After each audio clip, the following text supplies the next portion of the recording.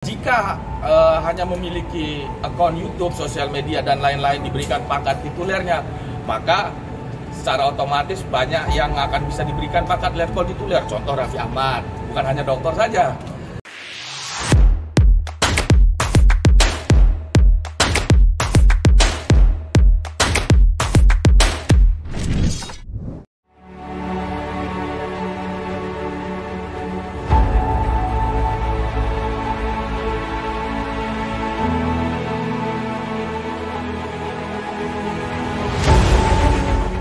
Pemanggilan T4 atau letkol tituler Deddy Corbuzier melalui media massa.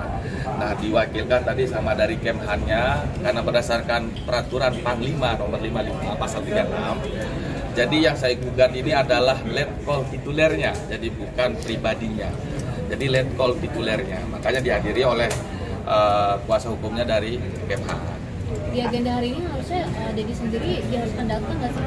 Harusnya datang karena 3 kali panggilan tidak hadir. Panggilan pertama dia diterima oleh rekan kerjanya, panggilan kedua diterima juga oleh rekan kerjanya, panggilan panggilan kedua tidak diterima oleh rekan kerjanya, tidak diketahui alamatnya. Maka dari itu dipanggil panggilan ketiga melalui media massa, melalui koran. Nah, hari ini sidang keempatnya hadir. Nah, seperti apa sih lo memang kenapa menggugat titelnya seperti apa? Pertama, yang perlu dipahami, saya tidak membenci yang bersangkutan atau saya tidak ada urusan secara pribadi dengan yang bersangkutan. Jadi tujuan gugatan class action ini adalah bertujuan untuk menguji validitas apakah pemberiannya sudah melalui aturan hukum yang ada. Karena yang saya pelajari adalah PP 36 pasal P36 19 tahun 1959 dan Undang-Undang Nomor 2 tahun 1957 bahwa Indonesia sedang dalam keadaan damai dan tidak ada urgensitas untuk pemberian pangkat titulernya. Nah, itu yang sedang saya uji. Jika hanya memiliki akun YouTube, sosial media, dan lain-lain diberikan pangkat titulernya, maka secara otomatis banyak yang akan bisa diberikan pangkat letkol tituler. Contoh Raffi Ahmad, bukan hanya dokter saja. Jadi bisa diberikan pangkat itu tituler, King Uya Kuya maupun para selebgram saya, artis selebgram lainnya yang memiliki follower yang banyak. Jadi tidak ada urgensitasnya menurut aturan dasar hukum itu. Kita harapkan nanti di mediasinya letkol tituler Deddy Corbuzier hadir. Saya berharap seperti itu. Jangan ketika penguasa yang memanggil beliau hadir, tapi ketika pengadilan negeri yang memanggil beliau tidak hadir, padahal sudah dipanggil secara patut. Ini sama-sama panggilan negara. Kalau memang kita sama-sama negarawan, kalau kita sama-sama mencintai republik ini, kita sama-sama di hadapan hukum, kita semua sama dan harus dihadiri dan harus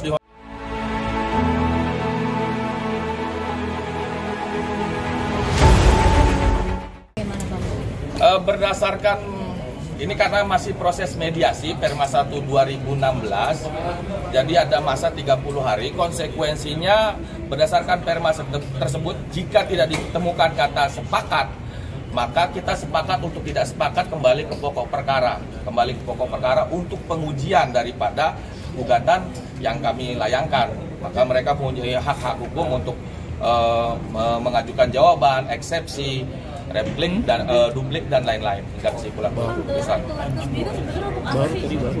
Nah, ini yang kami tidak tahu, ini yang saya tidak tahu. Kebetulan saya S2 hukum saya sedang membuat tesis tentang urgensitas pemberian pangkat tituler.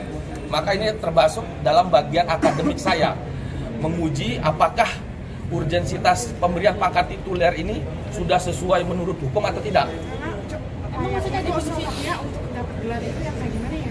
Kalau jika berdasarkan PP 36 tahun 1959, pertama yang diberikan pangkat tituler adalah ketika hakim militer atau hakim sipil yang mengadili di militer. Jadi tidak boleh satu pangkat yang sama, maka dia diberikan pangkat lebih tinggi satu tingkat untuk mengadili agar tidak terciptanya abuse of power. Terus yang kedua, ketika terjadi keadaan darurat perang. Jadi dulu APRI namanya, Angkatan Perang Republik Indonesia.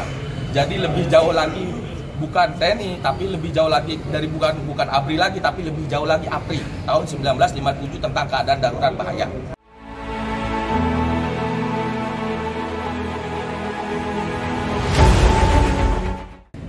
ekspektasinya nanti di mediasi seperti apa, Bang? Ekspektasi saya beliau hadir, T1 pun juga hadir, untuk jika dia menurut yang mereka pahami atau mereka tahu berdasarkan PP 36 Indonesia sedang dalam keadaan kondisi damai, maka secara patut dan otomatis pangkat itu harus dicabut.